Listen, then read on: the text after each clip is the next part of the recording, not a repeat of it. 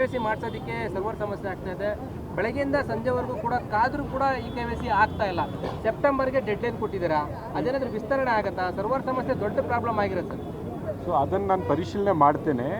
ಈಗ ಸರ್ವರ್ ಸಮಸ್ಯೆ ಯಾವಾಗಾಗಿತ್ತು ಅಂದರೆ ಈಗ ಈ ವರ್ಷದ ರೇಷನ್ ಕೊಡಬೇಕಾದ್ರೆ ಸರ್ವರ್ ಯೂಸ್ ಆಗುತ್ತೆ. ಸೊ ಒಂದು ಕಡೆ ತುಂಬ ಜನ ರೇಷನ್ ತೊಗೊಳಕ್ಕೆ ಬಂದರು, ಇನ್ನೊಂದು ಕಡೆ KYC ನಡೀತಾ ಇತ್ತು. ಅದಕ್ಕೆ ಬೇರೆ ಬೇರೆ ಸಣ್ಣ ಸಣ್ಣ ಸೌಲಭ್ಯಗಳನ್ನು ಡಿಸೇಬಲ್ ಮಾಡಿ ಬರೀ ರೇಷನ್ ಮತ್ತು KYC ಮಾಡಿ ಅಂತ ನಾನು ಸೂಚನೆ ಕೊಟ್ಟಿದ್ದೇನೆ. ಅದೇ ರೀತಿ ನಡೀತಾ ಇದೆ. ಇವತ್ತಿಂದ ಯಾವುದು ಸರ್ವರ್ ಇಶ್ಯೂ ಈಗಿಲ್ಲ. ಮೊನ್ನೆ ರಾತ್ರಿವರೆಗಿತ್ತು. ನಿನ್ನೆಯಿಂದ ನಾನು ಸೂಚನೆ ಕೊಟ್ಟು ಕೆಲವು ಡಿಸೇಬಲ್ ಮಾಡಿ ಬೇರೆ ಸರ್ವಿಸಸ್ಸು ಅದಾದ ನಂತರ ಶುರು ಮಾಡೋಣ ಅಂತ. ಸೆಪ್ಟೆಂಬರ್ 30ವರೆಗೂ ನಾನು ಜನರಿಗೆ ಅಪೀಲ್ ಮಾಡ್ತೇನೆ, ತಾವು ಎಲ್ಲರೂ KYC ಮಾಡಿಸ್ಕೋಬೇಕು ಅಂತ ನಾನು ಅಪೀಲ್. ಹೇಗಿದೆ ಸರ್ ರೆಸ್ಪಾನ್ಸ್ ಹೇಗಿದೆ? KYC ಜನರು ಮಾಡ್ತಾ ಇದ್ದಾರಾ? ಹೌದು, ಈಗಾಗಲೇ ನಾನು ನಿನ್ನೆವರೆಗೂ ಕೇಳಿದ್ದು, ಮೊನ್ನೆ ರಾತ್ರಿವರೆಗೂ 40 ಲಕ್ಷದ ಹತ್ತಿರ ಜನ ಮಾಡಿಸ್ಕೊಂಡಿದ್ರು.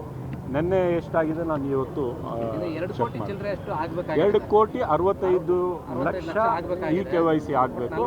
ಕಡಿಮೆ ಅಂತ ಅನ್ನಿಸ್ತು. ಇಲ್ಲ ಈಗ ಪ್ರಗತಿಯಲ್ಲಿದೆ. ನಾನು ಜನರಿಗೆ ಮತ್ತೊಮ್ಮೆ ನಿಮ್ಮ ಮುಖಾಂತರ ಅಪೀಲ್ ಮಾಡ್ಕೊತೇನೆ, ಎಲ್ಲರೂ ಕಡ್ಡಾಯವಾಗಿ KYC ಮಾಡಲೇಬೇಕಾಗುತ್ತೆ. ಪರಿಷ್ಕರಣೆ ಇಲ್ಲ, ಮಾಡಲೇಬೇಕು, ಕಡ್ಡಾಯ. ಅಲ್ಲ ಸರ್, ಪಡಿತರ ಚೀಟಿ ಪರಿಷ್ಕರಣೆ ಆಗೋದಿಲ್ಲ. ಇಲ್ಲ, ಫಸ್ಟ್ KYC ಪ್ರಕ್ರಿಯೆ ಆಗಲಿ. ನಾನು ಇನ್ನೂ ಕೂಡ ಸ್ಟಡಿ ಮಾಡ್ತಾ ಇದ್ದೇನೆ, ಜನರಿಗೆ ಅನುಕೂಲ ಆದಂಗೆ. ಯಾಕಂದರೆ ಈಗ ಪಡಿತರ ಚೀಟಿ ರದ್ದು ಮಾಡ್ತಾ ಇದ್ದಿದ್ದನ್ನು ನಿಲ್ಲಿಸಿದ್ದೇನೆ. ನಾನು ಬಂದ ತಕ್ಷಣ ಯಾವುದೇ ಒಂದು ಚೀಟಿ ಕೂಡ ರದ್ದು ಮಾಡೋಂಗಿಲ್ಲ ಅಂತ ನಾನು ಹೇಳಿದ್ದೇನೆ. ಆಯಿತಾ? ಇಲ್ಲ, KYCಯಿಂದ ನಮಗೆ ಯಾರು ಅರ್ಹರು ಯಾರು ಅನರ್ಹರು ಅಂತ ಐಡೆಂಟಿಫಿಕೇಷನ್ ಮಾಡೋಕ್ಕೆ ಸುಲಭವಾಗುತ್ತೆ. ಎಷ್ಟೋ ಜನ ತೀರೋಗಿದ್ದಾರೆ. ಸೊ ಹೊಸಬರಿಗೆ ಅಕಾಮಿಡೇಟ್ ಮಾಡಬೇಕು ಅಂದರೆ ಇದನ್ನು ಸರಿ ಮಾಡಬೇಕಲ್ಲ.